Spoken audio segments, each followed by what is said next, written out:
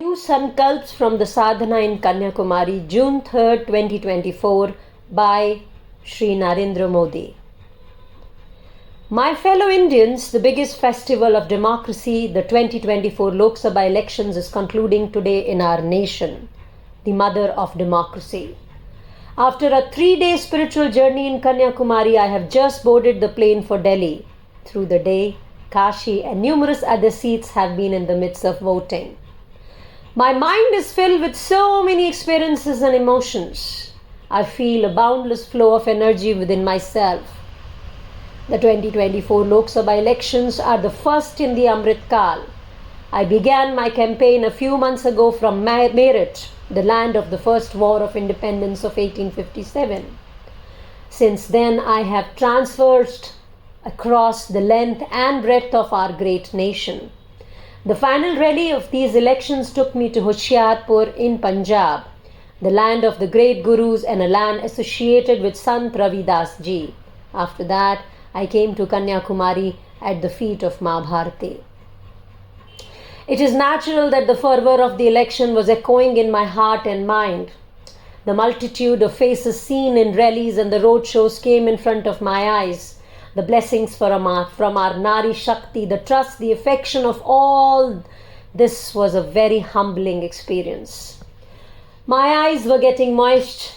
I entered into the sadhana. And then the heated political debates, the attacks and counterattacks, and the voices and the words of accusations which are so characteristic of an election, they all vanished into a void. A sense of detachment came to grow within me. My mind became completely detached from the external world. Meditation becomes challenging amidst such huge responsibilities. But the land of Kanniyakumari and the inspiration of Swami Vivekananda made it effortless. As a candidate myself, I left my campaign in the hands of my beloved people of Kashi and came here. I am also grateful to God for instilling in me these values from birth, which I have cherished and tried to live up to. I was also thinking about what Swami Vivekananda must have experienced during his meditation at this very place in Kanniyakumari. A part of my meditation was spent in a similar stream of thoughts. Amidst this detachment, amidst the peace of silence, my mind was constantly thinking about the bright future of Bharat, the goals of Bharat. The rising sun at Kanniyakumari gave new heights to my thoughts. The vastness of the ocean expanded my ideas, and the expanse of the horizon continuously made me realize the unity, the oneness embedded in the depths of the universe. It seems as if the observations and the experiences undertaken in the lap of the Himalayas decade ago were being revived. Friends, Kanniyakumari has been always very close to my heart. The Vivekananda Rock Memorial in Kanniyakumari was built under the leadership of Sri Eknath Ranade. I had the opportunity to travel extensively with Eknath ji. During the construction of this memorial, I had the opportunity to spend some time in Kanniyakumari as well. From Kashmir to Kanniyakumari, this is a common identity that is deeply ingrained in the heart of every citizen of the country. This is the Shakti Peeth, seat of Shakti, where Ma Shakti incarnated as Kanniyakumari. At the southern tip, Ma Shakti performed penance and waited for Bhagwan Shiva, who was residing in the Himalayas at the northernmost part of Bharat. Kanniyakumari is the land of confluences. The sacred rivers of our country flow into different seas, and here those very seas converge. And here we witness another great confluence, the ideological confluence of Bharat.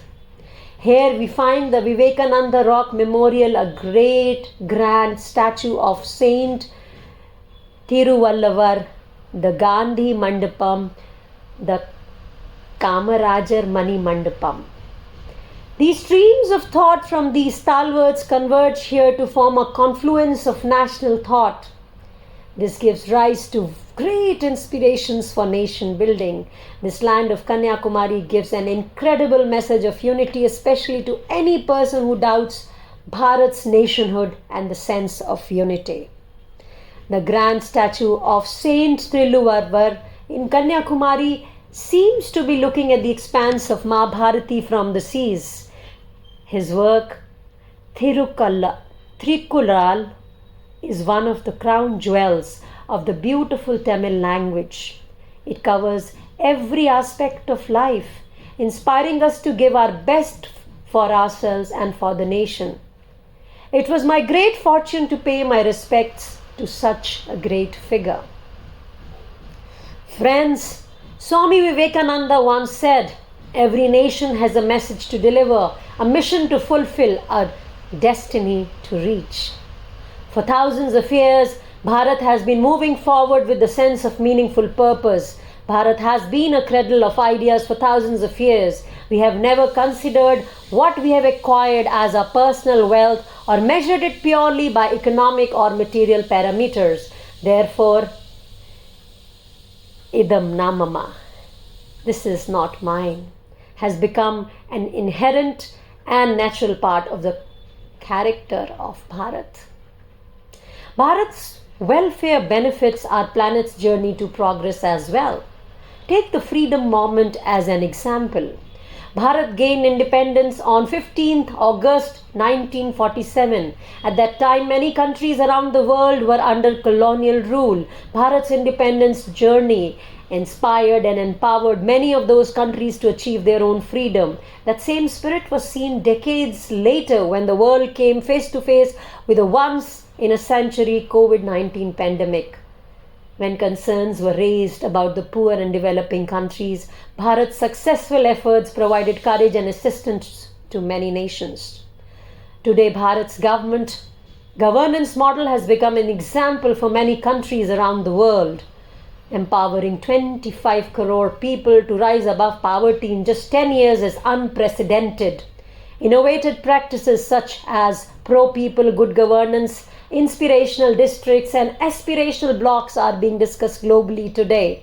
Our efforts from empowering the poor to last mile delivery have inspired the world by prioritizing individuals standing in the last rung of society. Bharat's Digital India campaign is now an example for the entire world, showing now how we can use technology to empower the poor, bring transparency, and ensure their rights. Inexpensive data in Bharat is becoming a means of social equality by ensuring the reach of information and services to the poor. The whole country, the whole world is witnessing and studying the democratization of technology, and major global institutions are advising many countries to adopt elements from our model. Today, Bharat's progress and the rise are not just a significant opportunity for Bharat alone, but also a historic opportunity for all our partner countries across the world. Since the success of the G20, the world has been increasingly envisioning a bigger role of Bharat. Today, Bharat is being acknowledged as a strong and important voice of the global South. The African Union has become a part of G20 group at the initiative of Bharat. This is going to be a crucial turning point for the future of African countries. Friends, the development trajectory of Bharat fills us with pride and glory, but at the same time it also reminds us of the 140 crore citizens of their responsibilities. Now, without wasting a single moment, we must step forward towards a greater duties and larger goals. We need to dream new dreams, convert them into reality, and begin living those dreams. We must see Bharat's development in a global context, and for this, it is essential that we understand Bharat's internal capabilities. We must acknowledge Bharat's strength, nurture them, and utilize them for the benefit of the world. In today's global scenario, Bharat's strength as a youthful nation is an opportunity from which we must not look back. The world in the 21st century is looking towards Bharat with many hopes, and we will need to make several changes to move forward in the global scenario. We also need to change our traditional thinking regarding reform. Bharat cannot limit reform to just economic reforms. We must move forward in every aspect of life towards the direction of reform. Our reforms should also align with the aspirations of the Viksit Bharat, developed India by 2047. We must also understand that reforms can never be unidimensional process for any country. Therefore, I have laid out the visions of reform, perform, and transform for the country. The responsibility of reform lies with leadership. Based on that, our bureaucracy performs, and when the people join in with the spirit of Jan Bhagidari, we witness a transformation taking place. We must make excellence the fundamental principle to make our country a Viksit Bharat. We need to work quickly in all four directions: speed, scale, scope, and standards. Alongside manufacturing, we must also focus on quality and adhere to the mantra of zero defect, zero effect. Friends, we should take pride in every moment that God has blessed us with the birth of the land of Bharat. God has chosen us to serve Bharat and fulfill our roles in our country's journey towards excellence. We must redefine our heritage in a modern way while embracing ancient values in the modern context. As a nation, we also need to reassess outdated thinking and beliefs. We need to free our society from the pressure of professional pessimists. We must remember that freedom from negativity is the first step towards achieving success. Success blossoms in the lap of positivity. My faith, devotion, and the belief in the infinite and external powers of Bharat are growing day by day. Over the past 10 years, I have seen the capability of Bharat grow even more, and I have experienced it firsthand. Just as we utilize the fourth and the fifth decades of the 20th century to impart a new momentum to freedom movement, we must lay the foundation of a Viksit Bharat in these 25 years of 21st century. The freedom struggle was a time that called for great sacrifices. The present times call for great and sustained contributions from everyone. Swami Vivekananda had said in 1897 that we must dedicate the next 50 years solely for the nation. Exactly 50 years after this call, Bharat gained independence in 1947. Today we have the same golden opportunity. Let's dedicate the next 25 years solely for the nation. Our efforts will create a strong foundation for the coming generations and the coming centuries, taking Bharat to new heights. Looking at the energy and enthusiasm of the country, I can say that the goal is not far away now. Let us take swift steps. Let us come together and create a Viksit Bharat. These thoughts were penned by PM Modi on 1st